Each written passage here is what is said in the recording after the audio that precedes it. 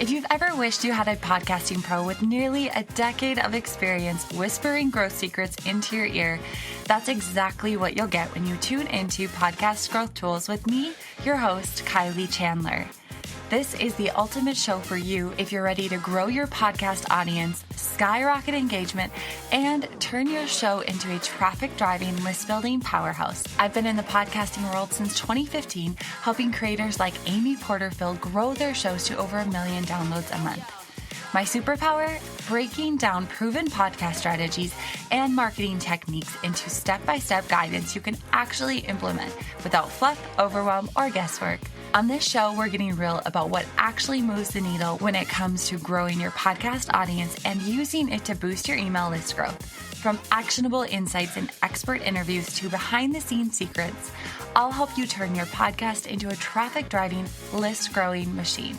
Grab your earbuds, hit subscribe, and let's take your podcast to the next level.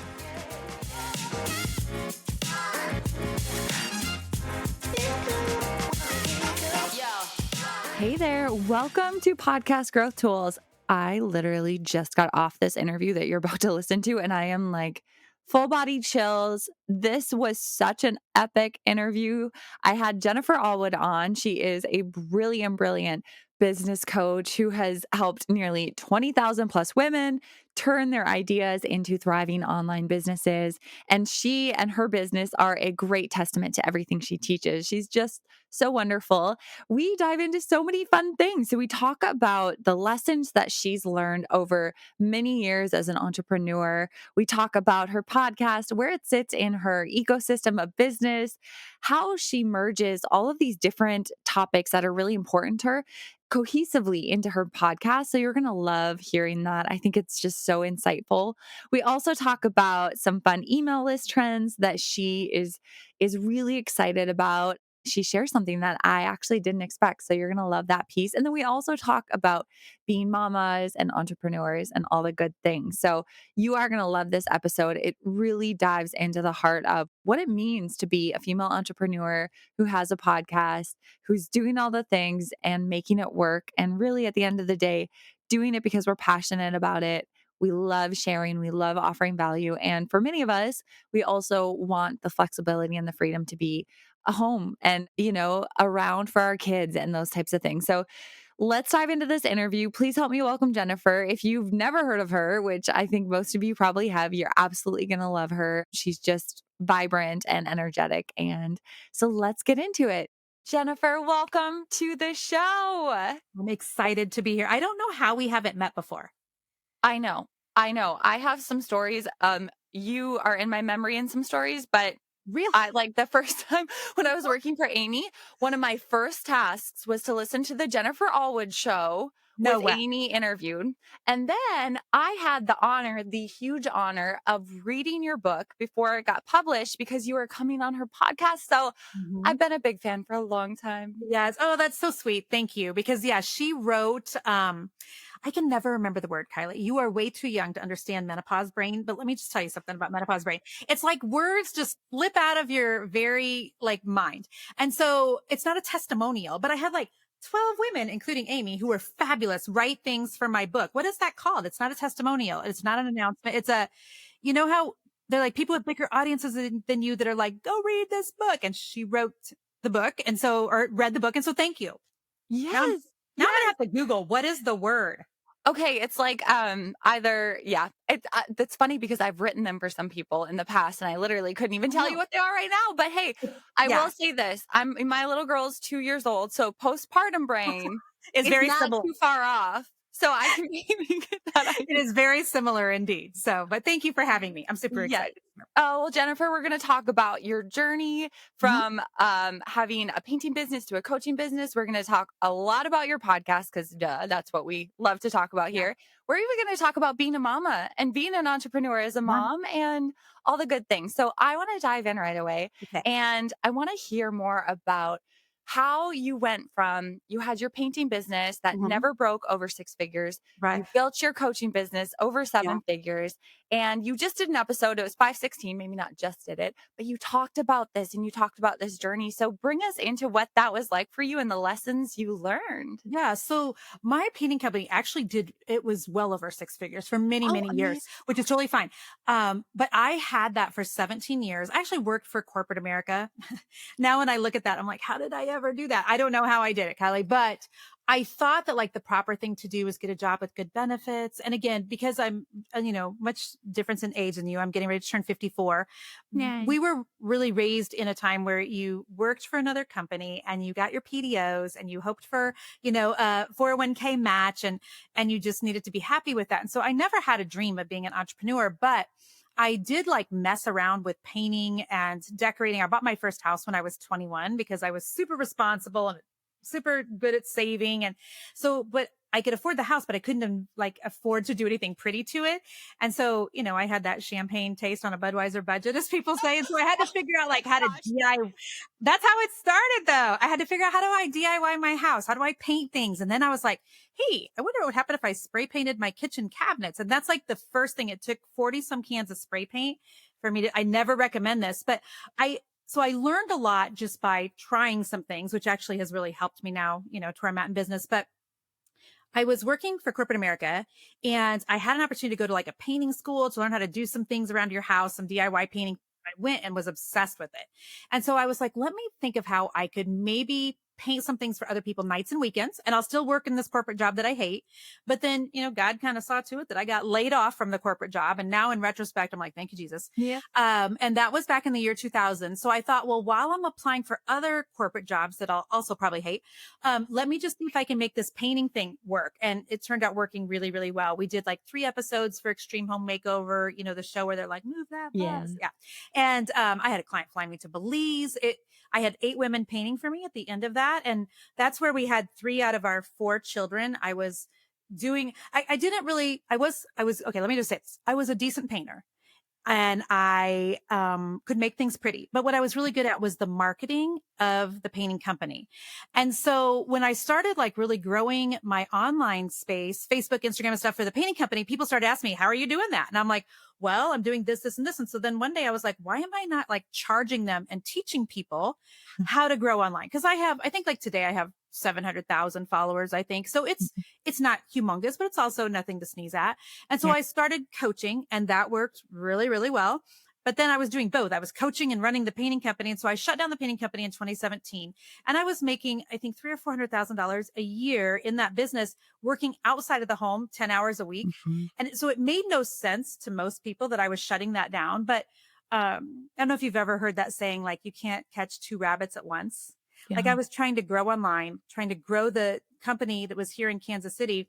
And I just got to where I couldn't do both at once. And so I shut down the painting company. I went all in on the coaching and that is what I've been doing ever since. And love every minute of it.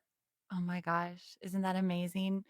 What would you say? I mean, you've had so much success and so much growth. If you could pick one single thing that was like the biggest needle mover for you, Mhm. what is it? That might be hard to answer. Having good coaches. Oh. And so, right now I am coachless, if that's a word, which I don't believe in. I think everybody needs help in their business. Just like I think therapy is really good for most people, a lot, not on a consistent basis maybe, but it's just good because we all have blind spots. But I got my first business coach 11 years ago and it was a game changer. It makes me cry every time I talk about it, Kylie. So I'm going to try not to cry on your podcast because it's embarrassing enough when I cry on my own, but You can, you totally well, can. We have a bunch of I female entrepreneurs here. Go for well, it. the truth was I couldn't really afford the training that I was doing with her. And I did like a $47 a month with Sandy Krakowski. I don't know if you know who that is. And she used to do Facebook ads. That's what she was really good at. And teaching you how to grow your Facebook business page back 10 or 11 years ago when we used to do like ads for that. And it was much easier than what it is today. And I remember signing up for her $47 a month group and me just like being a sponge in this online group and being like, this is blowing my mind. I'm around all these people with common goals because as a really driven woman, but with really small kids at the time and trying to figure out how do I balance that? I didn't have a lot of people in my real world who were also trying to do the same thing. So I get in Mhm. this business group and I'm like, this is amazing. And then she was offering a mastermind for $25,000 a year. And I was like, okay, I can't do that. I can't do $25,000 a year. But I remember calling my husband at work. And I remember I was walking in the landscaping in the front yard. Do you sometimes remember like where you were Oh, when yeah. there were pivotal moments? And we were talking about, okay, how could I do this mastermind? Because I do like to be of the thought process, not, oh, I can't, but how can we? How can we make it work? How can we figure something out? And that's kind of been the story of our life. I mean, I was just telling you when we came on here, we've got 3 Airbnbs. We adopted a little girl Mm. when we were almost 50 years old. I mean, so we've done some things that are kind of, outside of normal, but I think a lot of it's because I'm always trying to figure out, well, instead of just thinking we can't, how could we? So I remember calling my husband at work and I'm like, I really want to do this. I know we don't have the money. And so he's like, well, we could take out a loan. And I'm like, it goes against everything I believe in, but okay, let's do it. And so I ended up doing her mastermind for several years. And then I've been in 3 other masterminds since then. So 4 in my online journey of 11 years. And all of my big shifts and pivots have happened when I was under great leadership and mentoring Mm. from somebody who could look into my business and see something that I couldn't. And so I think having just really great coaches around me was pivotal. And right now I'm not coaching, like I said, but it's the season of life we're in. Like right now, today, I have 2 kids that I'm moving home from Arizona next Mm. week that are adult children. One of them's graduating college a year early. Our daughter's graduating high school a year early next month. Our youngest one that we adopted is going into middle school. We sold one of our Airbnbs. Like I feel like and one of our kids is getting married in July. So like right now is not a good time to be traveling for masterminds, but I am such a firm believer that everybody needs a business coach and even coaches need coach. So there you have it. And not just because I'm a coach, but because of what coaches have done in my own business. So Mm. I couldn't agree more. So I yeah, can resonate so much. Well, obviously, I'm a consultant and I go in and help yeah. people, female entrepreneurs, grow their podcast and grow it all together and turn their listeners into Yeah. paying customers. And I actually hired my first business coach last month. So my business is a baby business. So I Love love it. hearing that from I somebody love who's that. And, so I successful. know how much you love podcasts. And it was actually a business coach that convinced me to start my podcast 7 years ago. I never would have done that on my own. And they were like, Jennifer, you love to talk and, you're not boring. So you should. And I'm Mm. like, okay, well, thanks, I guess. But they were like, you should totally do a podcast. And I was like, but I don't even know where to start, and they helped me figure out, well, here's who you could call. Because the thing is, coaches can help you get from point A to point B so much faster than what you ever can on your own.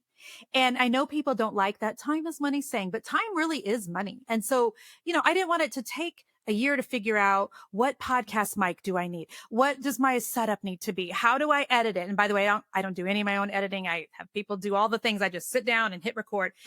But, it was a coach that helped me figure out how to get that going and how to get it going really quickly. So, Oh my and gosh, we're at amazing. almost 7 million downloads. So, I'm going to call that a success. So, 7 million downloads. I believe you're in like the 500s for episodes, right? well, okay, so actually we're 700 and some episodes because I used to do this thing called Monday Fire. So, I'm a Christian, as you know, I talk about my faith on my business page and stuff.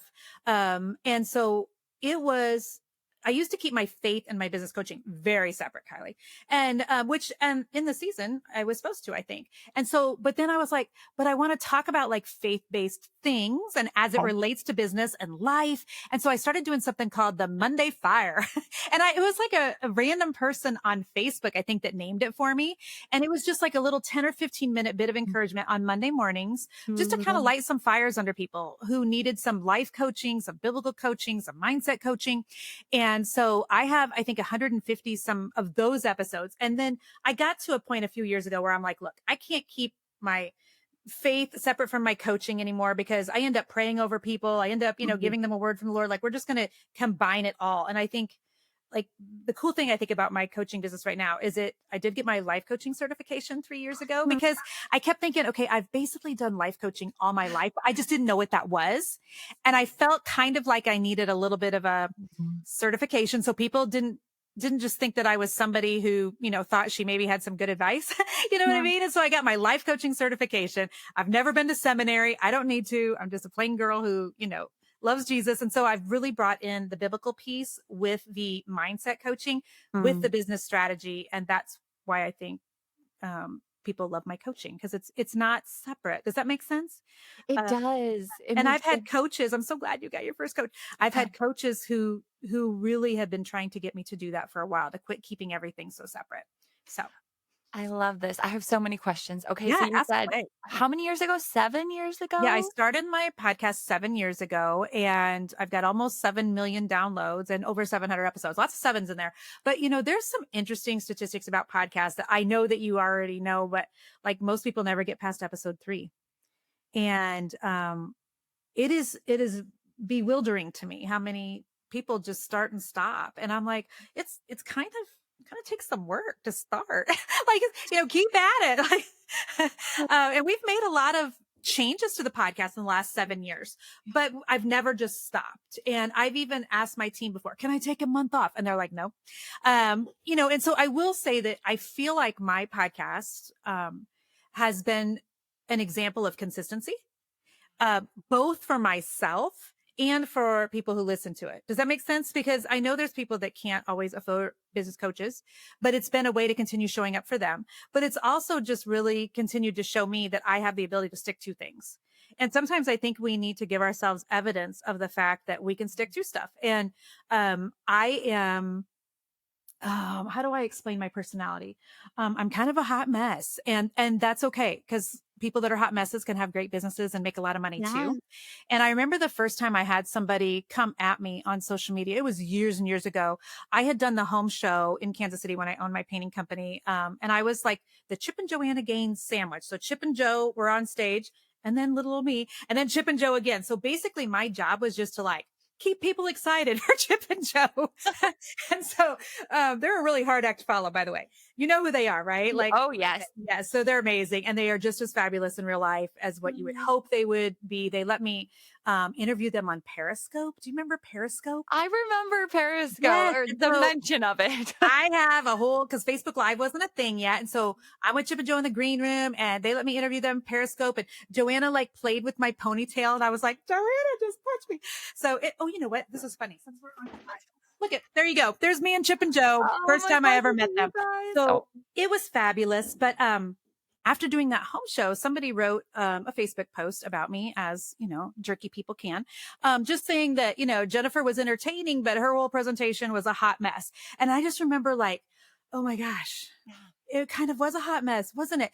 But then, I had probably 99 other people saying great things, but it's always that one that says something negative that we kind of like latch onto. And so I can remember starting to do a lot of content about being a hot mess at that time, because what they intended to be something that hurt me, I was actually like, look, girls, and this helped my business coaching to say this.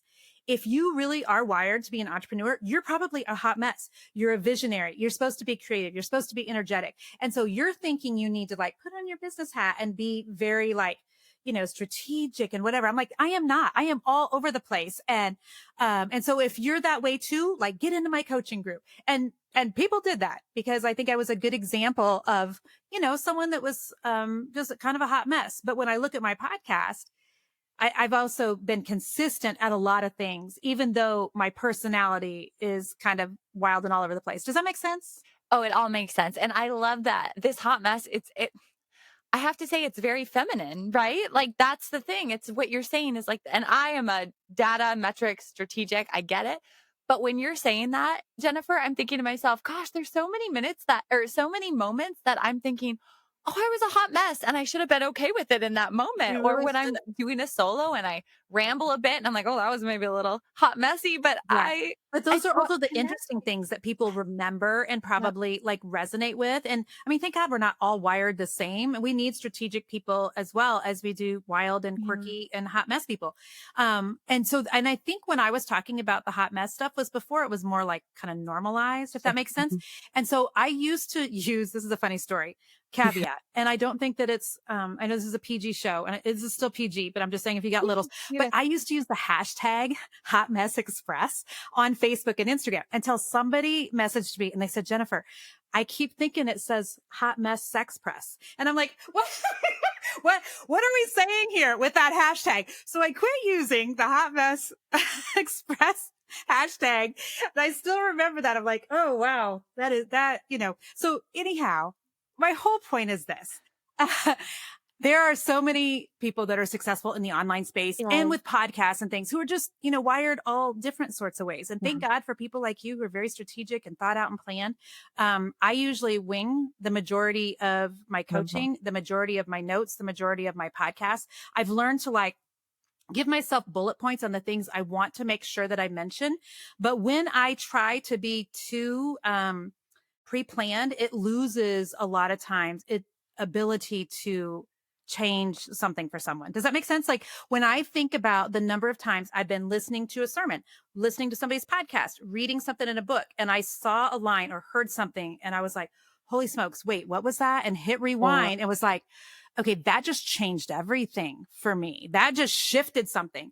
And so I never want to make sure that I'm so planned out in what I'm mm, doing in business that I forget to just kind of have that ability to move and go with the flow and maybe deliver something in a way that somebody needs that is going to really land for them. So, oh, I love that. I mean, I've worked for Amy, who is strategic to a ah, T. I've worked for Kathy Heller, who is so much more like you. And guess what? You're all the successful. world needs both. The world You're needs all doing both, awesome. right? I mean, Yes. and that's the great thing is because I'll get women that come to me and they'll be like, "Okay, I'm too old to start a business." Okay, well, you know what? You're going to be that old anyway. Or I can't start a podcast because don't want to have my face on video. Well, then don't do your face on video. I put mine on YouTube. Do you're just I on do. YouTube also, Yes. right? We'll be on Yeah. YouTube. Because I love video, but if you don't, then don't do it that way. I Totally. can't grow my social media because I don't want to talk to the camera. Well, then don't. I mean, there's so many different ways Yeah. of, getting your content in front of people, of Mhm. producing a podcast, of getting the Mm, podcast downloads. Like, I just think that people want to sometimes put themselves in boxes that they don't need to yeah. because you can be successful as an introvert or as an extrovert. By the way, I'm 100% introvert. What are you? Really? Yes. I am quite a mix. Okay, I'm quite a awesome. mix. You're an Yeah. extroverted introvert or whatever. Yeah, Yeah. when we're done here today, I won't speak to anybody for the next hour or 2 hours because I'll be Mhm. completely out of words. And my favorite place to be is nowhere with other people. It's just like wherever I'm alone. And people are like, really? But you're so extroverted online. Well, because I have a job to do. And I also believe that God's called me to this in this season. And that means I've got to show up for people. And I'm not faking the personality. It's just that when I do things that are with others, it just depletes me of my energy. And so it's a good thing that we're not all wired the same, but there's also just no room for excuses as to why you can't have a podcast, grow a business, whatever, because there's so many people that are doing it different ways. So you Oh, can. I love that. Okay, so I want to go back a little bit to Mhm. talking specifically about the podcast. So, how Yeah. has it, one, I have two questions. One, how has it evolved over 7 years? And the second question, because I already hear my listeners asking, is how do you integrate your business coaching with your faith, with Mhm. your personal stuff? And how do you make it feel cohesive inside of the content you create for your podcast? Yes. Okay. So well, and let me just say, like, there's lots of people that I coach who are not Christians, and we don't share the same faith, and that is so okay. But I can remember the first time that I was coaching. So remember I told you I started coaching with Sandy Krakowski like 11 years ago, and she's one of the first people I knew who had a membership site. And I signed up for her $47 a month group, and she had thousands of people in it. And I can remember doing the math and being like, holy smokes, that's what this lady's making. And Yeah. so I remember the first time she looked at me, and this is what she looked at me and said that I was going to say earlier. And I forgot to tell you this when I said it always makes me want to cry. She was the first person that ever looked at me. I was at her mastermind in Chicago, and she looked me in the face and she said, Jennifer, you're made for this. And I was like, made for what? But it was like somebody that didn't know me who could see something in me that I couldn't see for myself. And so, I started at her suggestion, my business group, my $47 a month inner circle years ago. And that was the group that like took me to $2 million a year back in 2018. And Forbes did an article on it. And it was my membership group. It was amazing. And so I used to give my members like something every Wednesday, and I still do 3 out of the 4 Wednesdays a month. They still get some sort of training from me. Like this week, last week I was teaching them on Instagram. This week I was doing like reviews of their Instagram accounts. Okay. So, but I can remember the first time I was in one of those classes and I felt like the Lord was prompting me to pray for someone. So I'm having this inner dialogue with God and I'm like, okay, you can't actually be, I mean, this is a business group and you're asking me to pray and you're asking me to pray out loud, which is something I don't really do. And so I can remember God going, ask her if you can pray for her, and me going, oh gosh, everybody's going to quit my group. Everybody's going to hate me. She's going to freak out. But it turns out a lot of times when you ask someone if you can pray for them, it doesn't matter if we even share faith or not. A lot of times people are like, yes, when they're in a point where they're they're having pain, they're experiencing something. And so I just asked her, can I pray for you? And she wasn't weird and I wasn't weird. And I prayed and we went on with it. But then the second that happened again, a couple months later, and I'm like, okay, Lord, what are you doing here?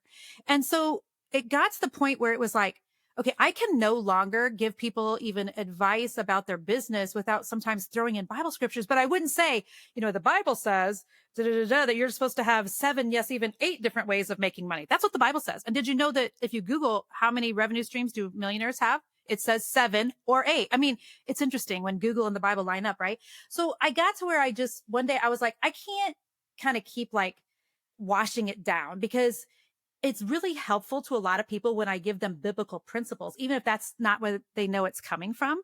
And so when I quit just fighting it, everything just got easier. So in terms of my podcast, I talk about all the things on the podcast and how life things affect business and business things affect life, and, bring in faith where it makes sense. Like, I don't pray on my episodes. Like I did pray on one that I recorded actually just this morning because it made sense. It was in particular for people who are really seeing sales go backwards in 2025. So I Mhm. just felt the need to pray, but it's not in a way I think that's at all offensive, because I do think that my personality for the most part is likable enough that people are Oh, yeah. like, I'll listen to her even if we don't share a faith. She's got some good points.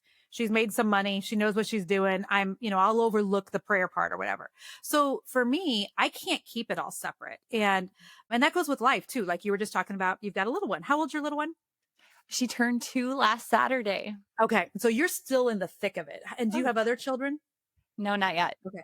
You don't even know how busy you are though right now, and you won't know how busy you are until like you're way on the other side of this season. But I can tell you how busy you are as a woman who has 4 children. So we've got a Amazing. 23, 21. They're the 2 are moving back from Arizona. We have a 17-year-old who's graduating high school a year early in a few Oh my weeks. And gosh. then we adopted a little girl who right now is 10. And so she's actually my cousin's granddaughter, if you can follow that lineage. And so, it's busy. And so Yeah. when she first came to stay with us, she was supposed to spend the night once. And instead she never went home. We'd only met her. That was the second time we've ever met her. She stayed here for the rest of her life. That was 7 years ago. And so, that affected my business. And so that affected my podcast, and that affected my coaching. We hadn't planned on adopting her. We hadn't planned on her staying more than one night. So I remember the first time I was in a business coaching class on like a Wednesday night or something. And I'm, live inside of my Facebook group and I'm coaching, and Ari is her name. She comes in. Mm. She was 4 at the time. She didn't have great boundaries. She just walks into my office and comes over and she's like, Mom, da, da, da. And I know all the people are like, who's that? And why is she calling you mom? And so, I did several podcast episodes after that, then Yeah. explaining how we got to adopting this little girl. And I've done a podcast with Ava, our 17-year-old who's graduating a year early, on why she's graduating a year early. And Mm. there's always like bits that are pertinent to business that are in all of those personal episodes, but they're all on my podcast. Does that make sense? Like I refuse to separate it because I can't compartmentalize my brain that much. Mm. Have you ever heard about like the difference between men and women, and how men, like I can look at my husband of 28 years and be like, honey, what are you thinking about? And he's like, nothing. And he literally means nothing. And he's literally thinking about nothing. And I can't understand that.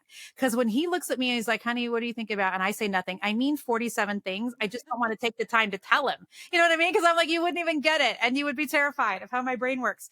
And so, I can't compartmentalize my brain enough to separate life from business, from faith, from personal, from making money. Like it works for me. And I think it works for the women I coach and the women who listen to my podcast it's all the things.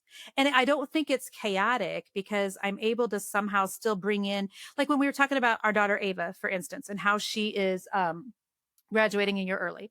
All 4 of my children have gone to public school. So let me just say that first of all, but I no longer think the public school system is an adequate way to teach our kids. And she wants to be done with school. And I think one of the things that we learned during COVID is you don't need to sit in a desk for Mhm. 8 hours a day, because our kids were home and turns out they had about an hour's worth of work a day that they needed to do. And they somehow I all know. still graduated. So like, I'm talking about how I wish public schools would also teach entrepreneurial skills and how to do taxes and emotional intelligence and things that are going to, really benefit them in life. And so we bring that sort of thing, a conversation into a a podcast with Ava about why she's graduating early. Does that make sense? Yeah. It does, and I love it, and I think it just like, for me, especially for female entrepreneurs, the having that podcast is such a beautiful way to create a Mhm. relationship with somebody so that they go, Mhm. "Oh, hey, here's my email. Oh, hey, yes, I'd love to purchase your offer, be in your world." It's all part of our ecosystem. Well, and here's one of the things, I'm so glad you brought that up, Kylie, that people do not understand. If somebody is just seeing your face on social media, with posts, yes, they're feeling like they're getting to know you. Okay. But, I was doing Facebook Live, I did Periscope, and then Periscope, gave way to Facebook Lives. And I did really well with Facebook Lives. I loved it. And I would talk about business things. I would also pray for business people on Facebook Lives. Like one time, God woke me up in a hotel in Cleveland. I was at a business conference and was like, go on and ask people how you can pray for them. And I'm like, I'm in a robe, no makeup, which goes against everything I believe in, to show up online without makeup. And I still did. And people still talk about that today, which is wild.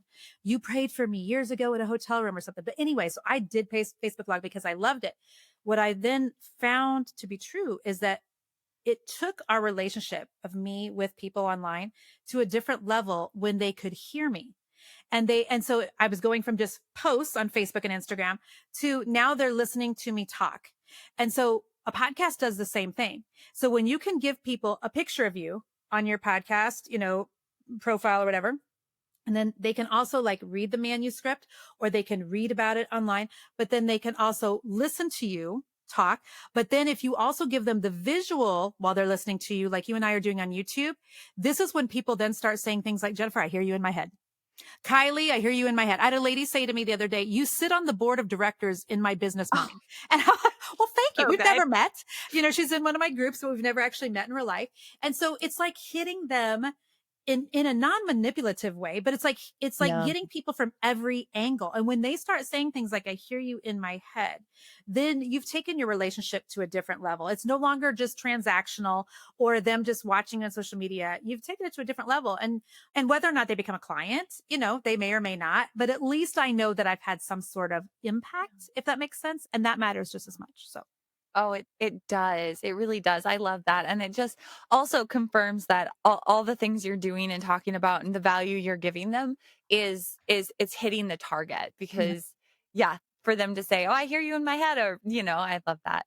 thank Okay, you. so I would love to know, where does the podcast sit in the ecosystem of your business, of your marketing strategy? I want to get into those juicy details. Sure. Okay. So we make $0 off of my podcast, and that might make you cringe because there's I so many I people who would are challenge monetizing theirs really well. And Well, I would yeah, challenge you though, yeah, because how many people find you on the podcast and then end up in your yeah, membership or, so yeah. And it's so, longer. so inside of my ecosystem for my business, the podcast is seed planting. Mm, And that's how I view it. The okay. podcast is my give. I mean, of course I have freebies and I teach people how to, grow their business with email and with social media, a podcast or a book, there's lots of different ways. But, for me, the podcast is just a give. It's Mhm, like taking the content on social media and it's a deeper dive. And it's giving a lot of people kind of their first experience with me, if you will. Because if they don't like my podcast, they certainly are not going to like to get inside of my business coaching. You know what I mean? And I'm not for everybody, and that's 100% okay. And so the podcast also opens up doors for mhm. me to do, like, I'm on your podcast. So I get Yeah. on other people's platforms, OPBs. And so Mhm, that, and then, expands my followers, possibly expands the number of, events I get invited to be mhm, a business coach on, or things like that, or to go speak at different things. But I actually quit public speaking back in 2020. And so my book that you talked about, Fear is Not the Boss of You, the launch date for Fear is Not the Boss of You was April 7th of 2020. And so, it's the middle of March. I don't know if any of you remember that, 5 years ago. And I've got my 12 city book tour, including radio or television in almost all of those cities. I've got all the outfits. we're ready to go. And then this thing named COVID hits and everything starts shutting down. And so to launch my book, on, it was like February or April 1st, 2nd, 3rd, we were having a live event in Kansas City and we had over 400 women coming live. But then the city of Kansas City, shifted to, you can only have 50 people in a live event. And I was like, okay, what do we do? How do we decide what 50 can come? Or, and then it was like, never mind, you can only have 25. And then we were like, okay, we can't even get a caterer. We're going to have to shift this to virtual. And so we shifted it to virtual, on a moment's notice, like everybody who was doing things at that time did. The entire book tour was canceled. I had to do a launch just on the internet. And God just really reaffirmed to me during that season, even though it wasn't a fun season and it was sad because, when you're launching a book, the month that every bookstore in America is closed down for COVID, I'm like, are you kidding me? And so I kind of want to redo on that, but also not. But, so it was just a tough season. I had to do everything online. And God reaffirmed to me during that season that, Jennifer, Mhm. I'm actually calling you to the online space because I hate Mm. being on physical stages, hate them. And so even though I did live events, I hate it. As an introvert, that's not where I shine.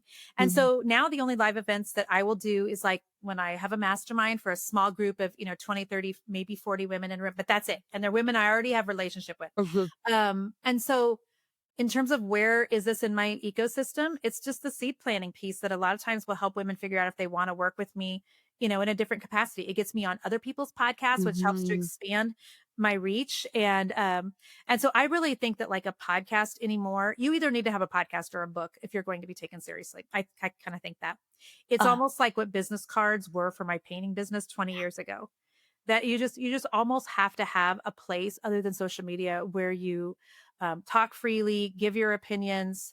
People can consume a lot in one sitting because the cool thing about podcasts is I'll have people who find mine and then they're like, hey, I just want you to know I binged like 10 of your episodes in a row today. I'm like, oh, thank you. You know what I mean? And people don't really do that much on social media or no. with your email or anything else. So that's where it's at in my ecosystem. Oh my gosh, I love that. I love that you called it a business card of like the modern day business card. And it's so true. And everything you just said is so spot on for also allowing it to set you up as an expert in your Expert. space Yeah. and, all that good stuff. So, okay, let's switch because you're also an expert at email list stuff. So, what email trends or marketing email trends are getting you really excited now or Well, this year? so I started my email list, years and years ago, and we've had over 250,000 people on my list. We whittle it down all the time and clean it out. So at this point we have 100,000. And so, I use my email list to get people to listen to the podcast Yeah. and not just, hey, it's a new podcast this week. I don't do it on a consistent basis. I do it Mhm. when I really am doing an email like with a give. So, hey, Yeah. you want to know some of my favorite things right now? It's this particular Netflix series. It's this shirt that I bought off Amazon. Mhm. It's these couple of podcast episodes I just came out with. So we bury it, in my list of Yeah. things. And I think what's popular right now, both in email and podcast, this is just my opinion, is I think people want things shorter Mhm. because it's not like when I started my podcast 7 years ago and it was kind of more of a novelty. There Right. weren't as many people doing it. And so shows that were 45 minutes to an hour were kind of the norm. And I remember recording them in that way because it just felt like that's what everybody else were doing. Mhm.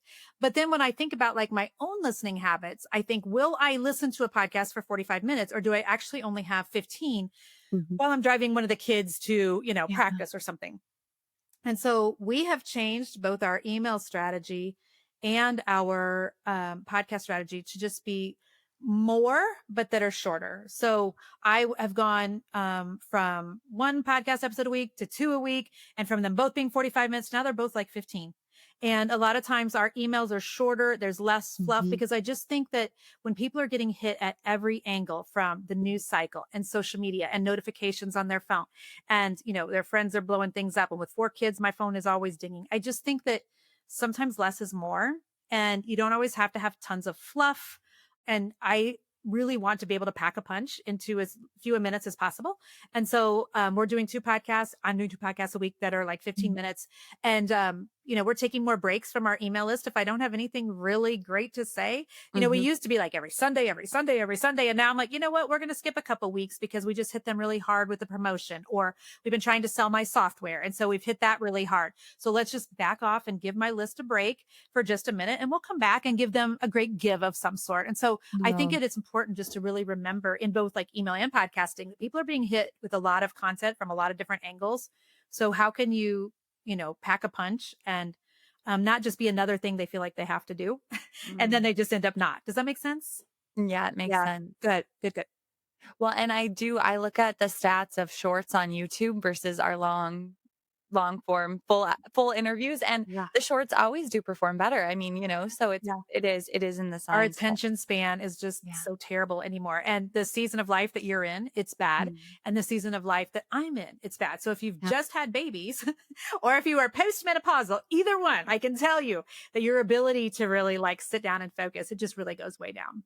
Oh, well, I just have a couple more questions for you. Yes, of So, course. one, you mentioned your software, and Yeah. I feel like it could be really beneficial to some of my listeners. So, talk to us about Equip 360. Yes. All right. So a couple years ago, I was coaching with a Mm. business coach.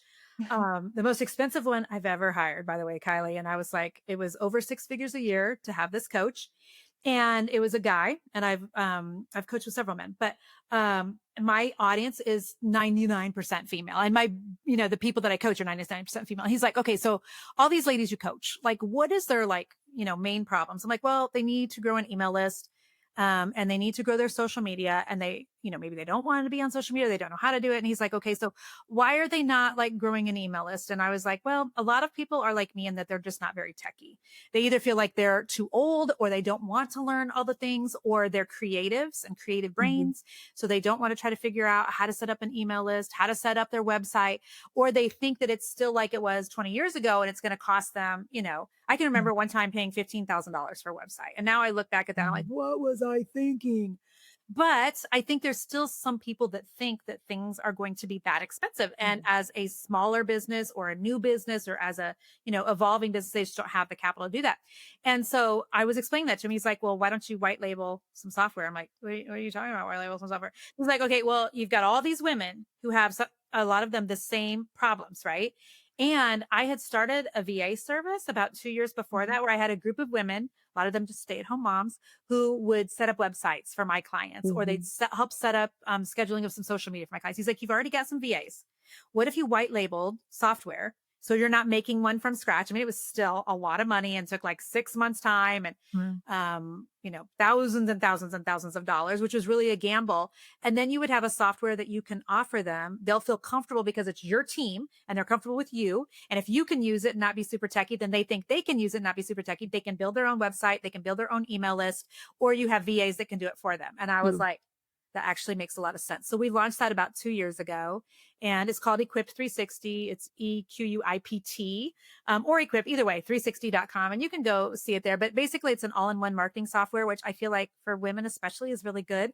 So you can schedule your social media, set up your email list, send your emails, do landing pages, have your Mm. website there, text your clients. I don't know if you ever text people, about episodes on your podcast or anything, but it's all in one software. So they don't have to buy 10 different things. You can host your membership there. You can host your course there. So they don't have to buy Teachable. And and you can keep your calendar there. There's like, because otherwise you're paying for like 7 or 8 different things, Yeah. and that gets expensive. And then all those things have different logins, and that gets confusing. And so it simplifies it all, especially for somebody who's got a chaotic brain. And so, yeah, that's at equip360.com. And we've got like 500 users on the software right now. And we white labeled, Go High Level, which is used by millions and millions and millions of people worldwide. And so, it's been really, really good. We have a lot of training in it. And when you sign up for that, you get my business coaching for free. So there's Oh that. my gosh. Yeah. Wow. I'm like, I might just need to go do this because you're so right. And it's so funny. I have a VA who's been with me since Amy days. And Yes. then I brought my sister on as a VA. And just this morning, she's like, can I get the password for this and this? And I'm like, yeah, we're like, I know, I and know you're we have trying to LastPass. reset things, and when you think Yes. about it, doesn't sound like that big of a deal until you've got all the things and you're the entrepreneur. And what we Mhm. sometimes fail to realize, Kylie, and I can tell you as an older, entrepreneur, is that our mental capacity just diminishes. Yeah. Our ability to retain some of the information from our 20s, 30s, even even 40s, it kind of dwindles. And there's like a mental weight to some of those things. Mhm. I don't know where my passwords are. And then you're looking around. I don't remember how to, go send another email. I haven't done one for Mhm. a couple of months, but I listen to Jennifer and I know I need to. So like, where do I even go to do that? How do I do that? And so I think that just having it all in one place Mhm. just really simplifies things. So nice. And I think that anytime you can simplify things in your business, and as somebody who's a strategist and, you love that sort of thing, like keeping things simple Mhm. a lot of times is the thing that keeps women going and doesn't Right. allow them to get stuck. And so we've tried to really simplify things for people and also give them the option of, hey, if you don't want to set up your own landing page, that's fine. You can pay one of my VAs and we'll get it set up for you, because women spend so much time, setting up their podcast. They spend so much time setting up their email list. And sometimes it's a 6-month project that should have taken, 6 days and it could have been Right. done. And so again, time is money. And Mhm. I think about that being time is money all the time when I see an invention, like somebody invented a purse with a light at the bottom. I'm like, I thought of that years ago. That we need a purse with a light at the bottom, and so there's no better time to get started on all those things in your business than today. So there you go. Oh, that's so good. Well, I can't wait to share that with my audience, so we'll put it in the Well, show notes. appreciate Cheryl. And then one last question I just want to talk to you about, because I'm a mama, and a Abs- huge reason I went on this journey of mhm. entrepreneurship is to create more flexibility to Yeah. be with her and all of those things. So Mhm. you've done it gracefully, Yeah. successfully. Talk to us about what it's been like building such a successful business as a mama. Whew, you're gonna try to make me cry again. I haven't cried yet, and I'm not really a crier, but I can tell you this: my daughter Ava, the 17-year-old that's getting ready to graduate, she just wrote a paper and did a presentation. I think it was like the person that's most influenced you in life, and she wrote it about me, but because of being a business owner, it wasn't my mom such a good mom, which I would Mhm. like to think that that matters more, but when your kids get to have a front row seat to watching you build, Yeah. it's just a different experience for them because you show them like what is available to them. And literally Mhm. last night at dinner, Kylie, because now it's just my husband and I and the two girls at home, but we were talking to Ava, who's graduating a year early, like I said, about what she's going to do. And she just wants to work like 2 jobs for the next year and just make a lot of money. And then she'll figure out college. To which, on one degree, I'm like, okay. But on another degree, I'm like, honey, you've got the rest of your life to make money. Like, Yeah. go travel, go do something, go do Yeah. whatever. And you want to know what she said? This is so interesting. She said, her growing up, like my business didn't really, really take off until 2017, 2018. So we didn't always have the Yeah. financial things that we do today. We didn't have, 3 Airbnbs and, the house we live in. We didn't live we're here, et cetera. So Ava can remember because she was 10 when we moved in this house. And she goes, I know we didn't always have money. She said, but now that I've lived this way, Mhm. she's like, I just don't ever want to go backwards when I'm an Yeah. adult and you guys are no longer paying for everything. So I need to make sure that I have money in the bank and skills and that I'm able to market myself. Like she's talking like a business owner just because she's watched it. And so, Yeah. and my husband, so in addition to my coaching business and we have the real estate company, which has the Airbnbs, my husband started a golf apparel company 2 years ago called Fairway Finest, little plug for him. But so he has a business partner and they sell golf polos that are really wild and obnoxious colors. And so all my kids know is mom and dad putting them on the bus every morning. One of Mhm. mom or dad is always at your school events, in the middle of the day, the Valentine's party at 2 o'clock on a Thursday. Like that's all they know. And, and then they know travel and it's now become normal to them. And so I think like when you're building a business in front of your kids, as long as your kids still know that they're the priority, which they should be, but there are seasons when we've had to push in my business because a push meant we were going to be able to continue living, in this way. And so I think it's important for them to really be able to watch and to witness that. And I think it's also important that kids know that the world, this is probably going to sound like terrible, harsh advice. Okay. How can I say this well, Kylie? But, we've tried to not spoil our children to the point where they're ridiculous, but we also want them to know what's possible. But we Mhm. also have never wanted our kids to feel like our life revolved completely around them. And so they needed to know, hey, mom has to go do a class tonight online. And, the Bible says to whom much is given, much will be required. And so sometimes that means we're going to be out to dinner and people know me and they're going to come to the table and you best behave yourself and we better keep our crazy in check. And if they want to take a picture with mom, then we're just going to interrupt dinner for a second. But this is the price to being in the online space, which allows us to Mhm. live like this. And so I think there's a lot of lessons, we can teach our kids courage. It's another thing when they see mom in the middle of a launch Mhm. and I'm launching something brand new that I'm terrified to do. Do you know what I mean? And so like, I Yeah. just want to applaud you. And I'm guessing a lot of your audience is probably younger. I'm so proud of you. And you're like the next group of us, Mhm. coming up and of entrepreneurs in the online space. And so don't be afraid to let your kids see you work. Because you really are setting the stage. You're really modeling for them that work can be enjoyable. It can be fun. It can be flexible. The sky's the limit. I mean, I pray that our ceiling is our kids' floor when it comes to finances and, businesses and whatever. And have we done parenting perfect? Absolutely not. But hopefully we've given them an education on business outside of what traditional schooling does. Mhm. And, when our boys were in high school, they had a business called KCMO Kicks because we live in Kansas City, Missouri, and they were reselling sneakers. And I still have people message me, Jennifer, are your boys still flipping Nikes? Because they had a legit business license. They paid taxes. They're 15 and 17-year-old boys who were hustling, setting up a table of shoes at, an event center downtown, selling, reused Nikes to people. And so, you just Wow. never know. Like, if it's going to be your business is the thing that might frame, your generation and your kids and your kids, or if they're going to build something that could be passed on. But I just want to applaud you publicly for doing it right in front of your kiddo. So good job, girl. Oh, well, Jennifer, that was beautiful advice. I had chills basically the No, entire time you were talking. And, we hope to homeschool as well. That's yeah. another reason. And Mhm. do you know who Cynthia Garcia is from I Institute of don't. Transformational Nutrition? I don't. No. Okay, you'll have to check her out. She's Somebody I need lovely. to But know. Okay.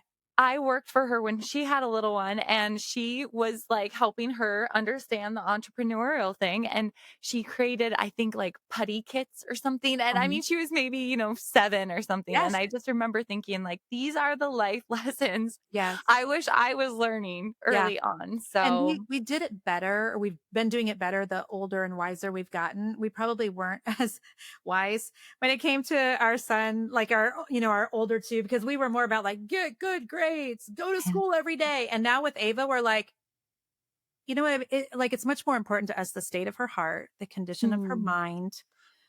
Is she a good person? What are her goals? How can we help her achieve versus like her attendance and the way, a lot of schools, they gauge success differently than now, I think what we do as parents. And so, we're still learning too, but I do know the skills, they get a lot of life skills just from watching mom and dad. Yeah. And so that it really matters. So, Well, that's so beautiful, and I think that's such a wonderful way to end. I yeah. could go on with you for so long because it's just so fun to chat with you and hear all your knowledge. So thank you for being here, Jennifer. Where can people find out more about you? Yeah, they can just go to jenniferallwood.com. It's ALLWOOD and find me on Facebook or Instagram. I have a much bigger Facebook page, but Facebook just isn't as much fun anymore as it used to be. So if you're going to send me a DM, send it on Instagram because I check those every single day. So thank you, Kylie, for having me. Amazing. Well, Appreciate you so much. yes, and good luck with everything this year. I can't wait to watch what you guys create.